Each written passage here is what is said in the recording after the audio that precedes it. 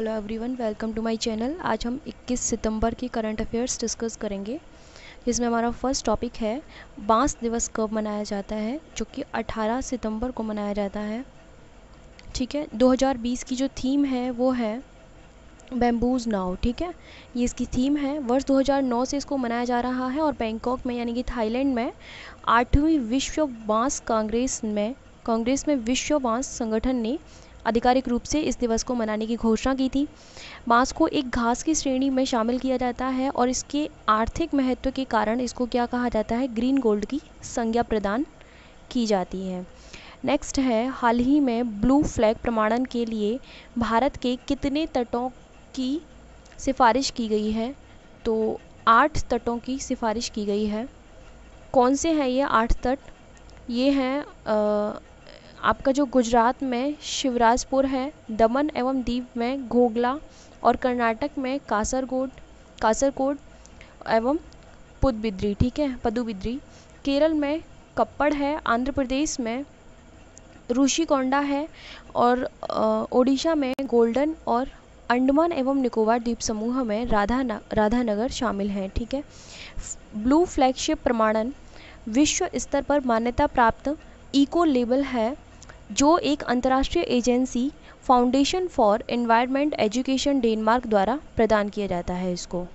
ठीक है, blue flag समुद्र तटों का एक इको टूरिज्म मॉडल है, जो समुद्र तट के पर्यटकों को नहाने के लिए स्वच्छ जल, सुरक्षित एवं स्वस्थ वातावरण प्रदान करने के साथ क्षेत्र के सतत विकास को बढ़ावा देने का प्रयास करता है।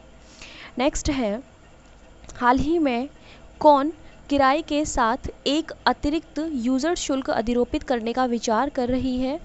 तो वो भारतीय रेलवे है जो इस प्लान को लाने वाली है। इसका उद्देश्य ये होगा कि जो रेलवे स्टेशनों का पुनर्विकास करने के लिए और उनके निवेश को आकर्षित करने के लिए, या फिर वहाँ का जो ढांचा है यानी कि जो बुनियादी ढांचा है उसको आधुनिक बनाने के लिए ये इसका उद्देश्य है। नेक्स्ट है, विश्व रोगी सुरक्षा दिवस कब मनाया जाता है? तो 17 सितंबर को इसको मनाया जाता है।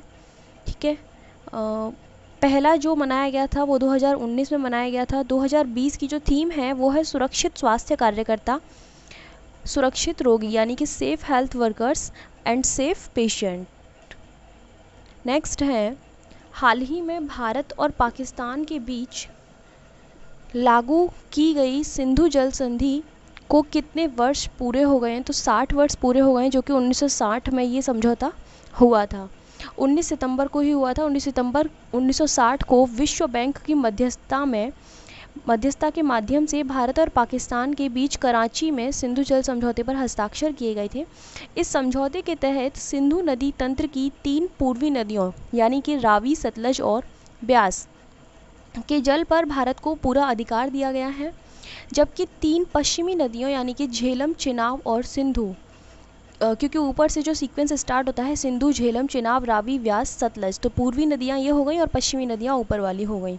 ठीक है, झेलम, चिनाब और सिंधु के जल पर पाकिस्तान को पूरा जो अधिकार है वो दिया गया है। इस समझौते से पाकिस्तान को सीधा लाभ प्राप्त हुआ है, क्योंकि इसके तहत भारत को 80.52% जल पाकिस्तान को देने पर सहमति व्यक्त की गई, जबकि भारत को मात्र 19.48% जल ही प्राप्त हुआ है। ठीक है, नेक्स्ट है, हाल ही में किसे यूएन की 2020 क्लास ऑफ 17 यंग लीडर्स की सूची में शामिल किया गया है?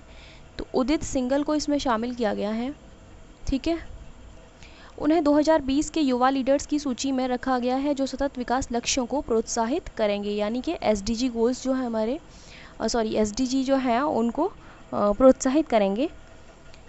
उदित सिंघल जो हैं वो ग्लास टू सैंड के संस्थापक हैं, जो दिल्ली में कांच के कचरे की चुनौती से निपटने के लिए एक शून्य अपशिष्ट पारिस्थितिकी तंत्र पर आधारित पहल है। ठीक है, नेक्स्ट है, ये जो पहल है किसके लिए है? ये कांच के कचरे को चुनौती से मतलब कांच का जो कचरा होता है उससे निपटने के लिए। ठीक है, नेक्स्ट है, हाल ही में जिसे किसको खाद्य प्रसंस्करण उद्योग मंत्रालय का अतिरिक्त प्रभार सौंपा गया है?